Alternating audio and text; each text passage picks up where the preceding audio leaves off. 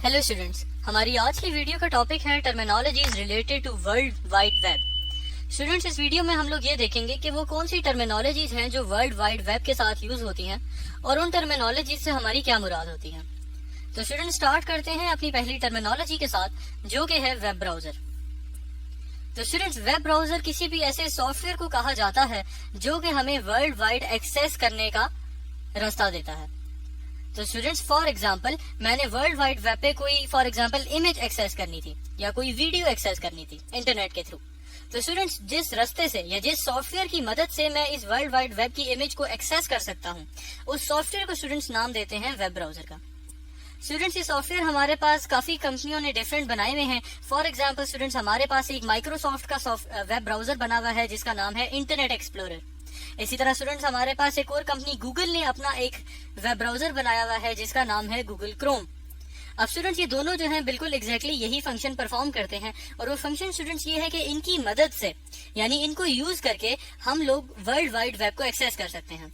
Students, आप लोग image में देख सकते हैं, फॉर एग्जांपल यहाँ पे हमने google.com को ओपन किया हुआ है और स्टूडेंट्स, ये जो हमने गूगल को एक्सेस किया है, गूगल जो है हमारे पास एक वर्ल्ड वाइड वेब का हिस्सा है और जब हम इस वर्ल्ड वाइड वेब के हिस्से को एक्सेस कर रहे हैं तो इसके लिए हमें जिस सॉफ्टवेयर की जरूरत पड़ती है स्टूडेंट्स, उस सॉफ्टवेयर को हमारे पास नाम दिया जाता है वेब ब्राउजर का।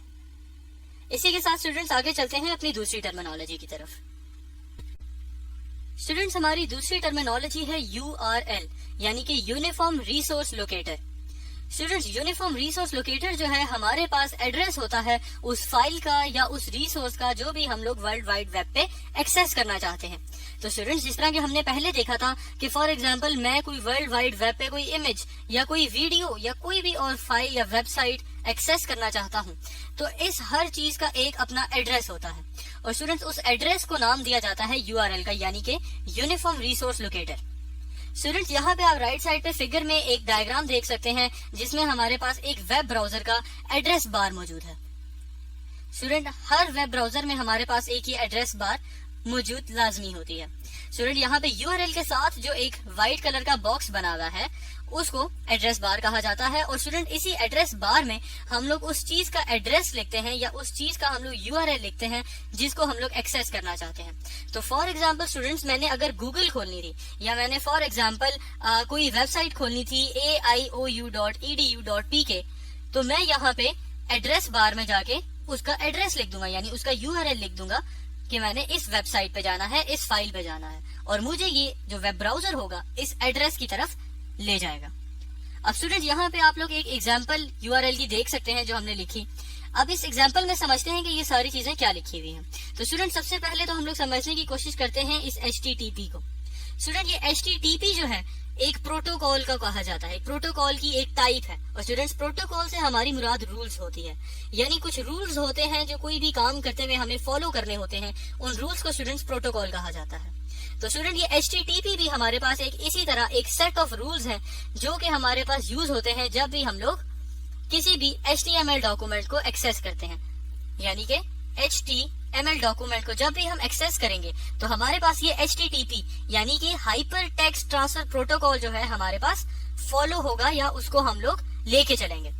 स्टूडेंट्स, जिस तरह कि आपको याद होगा हमारी पिछली वीडियो से कि वर्ल्ड वाइड वेब के ऊपर कोई भी डॉक्यूमेंट हो, इमेज हो, वो HTML की लैंग्वेज में लिखी जाती है यानी कि हाइपर टेक्स्ट मार्कअप लैंग्वेज की फॉर्म में लिखी जाती है। तो स्टूडेंट्स, जब भी किसी ऐसी फाइल को हमने ट्रांसफर करना हो या उसको एक्सेस करना हो तो उसके लिए हमारे पास स्टूडेंट एक जो प्रोटोकॉल हम लोग फॉलो करते हैं उसका नाम है HTTP। स्टूडेंट्स, इसी तरह इस प्रोटोकॉल के अलावा यहाँ पे हमारे पास और भी प्रोटोकॉल्स आ सकते थे, फॉर एग्जाम्पल HTTPS।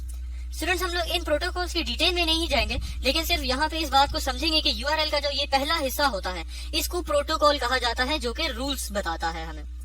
स्टूडेंट्स, आगे चलते हैं। ये हमारे पास जो दूसरा हिस्सा है www.aiou.edu.pk, इस पूरे को स्टूडेंट नाम दिया जाता है रिसोर्स नेम का और स्टूडेंट, ये जो रिसोर्स नेम है ये आगे दो और चीजों से मिलके बना हुआ होता है। तो स्टूडेंट्स, यहाँ पे जो हमारे पास www.aiou है इसको स्टूडेंट्स कहा जाता है डोमेन नेम और .edu.pk को स्टूडेंट्स कहा जाता है top level domain. Students, domain name जो होता है यानी कि www.aiou ये नाम होता है वेबसाइट का जिसको हम एक्सेस करना चाहते हैं इसी तरह स्टूडेंट्स जो टॉप लेवल डोमेन होती है ये हमारे पास .edu.pk है इस केस में। इसके अलावा स्टूडेंट्स ये हमारे पास .com भी हो सकती है। और स्टूडेंट्स ये हमारे पास मोस्टली यूज होती है उस वेबसाइट की लोकेशन जानने के लिए, यानी वो कौन सी फॉर एग्जांपल कंट्री में मौजूद है। जिस तरह के आप हमारी ऊपर वाली एग्जांपल में देख सकते हैं edu.pk, ये pk जो है हमें ये बात बता रहा है कि ये हमारे पास एक पाकिस्तान की वेबसाइट है। इसी तरह स्टूडेंट्स हमारे पास .uk भी हो सकता था और इसके अलावा और भी हो सकते थे। तो स्टूडेंट ये हमने अभी यूआरएल के दो पार्ट्स देखे। अब हमारे पास यूआरएल का जो आखिरी पार्ट है स्टूडेंट्स, इसको नाम दिया जाता है फाइल पाथ का।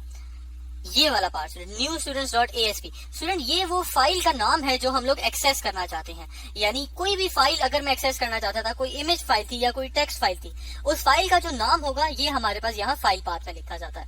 और स्टूडेंट्स इस कंप्लीट यूआरएल की मदद से हमारा जो वेब ब्राउजर है वो हमें उस चीज के पास ले जाता है जो हम एक्सेस करना चाहते हैं। स्टूडेंट इसी के साथ अपनी नेक्स्ट टर्मिनोलॉजी की तरफ चलते हैं और देखते हैं कि हमारे पास वेबसाइट और वेब पेजेस क्या होते हैं।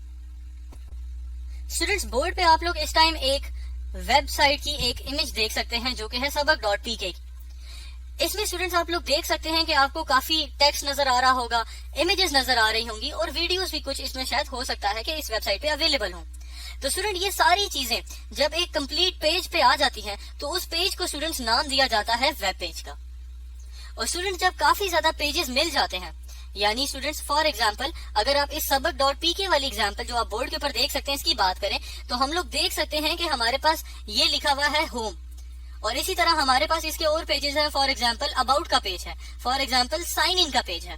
तो स्टूडेंट ये हमारे पास सारे वेब पेजेस हैं जिसपे हमारे पास हर वेब पेज पे डिफरेंट टेक्स्ट अवेलेबल है, डिफरेंट इमेजेस अवेलेबल हैं, डिफरेंट वीडियोस अवेलेबल हैं और वो सारे जो है अलग अलग वेब पेजेस बना रहे हैं मिलके। तो स्टूडेंट्स ऐसे जब सारे वेब पेजेस कंबाइन हो जाते हैं तो इनको मिला के जो हमारे पास चीज बनती है उसको कहा जाता है एक वेबसाइट। अब स्टूडेंट्स ये जो वेबसाइट होगी उस पे ये सारा वेब पेजेस का डाटा होगा, यानी टेक्स्ट होंगे, इमेजेस होंगी, वीडियोस होंगी।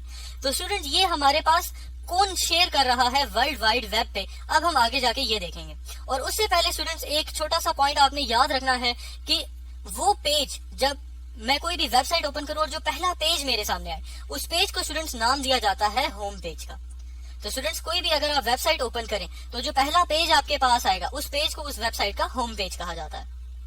स्टूडेंट्स अब आगे चलते हैं वेब सर्वर्स की तरफ जो हमारे पास यूज होते हैं इन सारे वेब पेजेस को शेयर करने के लिए। तो स्टूडेंट्स वेब सर्वर हमारे पास किसी भी ऐसे कंप्यूटर को कहा जाता है जो रिस्पॉन्सिबल होता है वेबसाइट या वेब पेजेस को शेयर करने के लिए। तो स्टूडेंट्स हम लोग ये लिख सकते हैं कि any computer that makes web pages available on world wide web through internet, उस कंप्यूटर को स्टूडेंट्स नाम दिया जाता है वेब सर्वर का।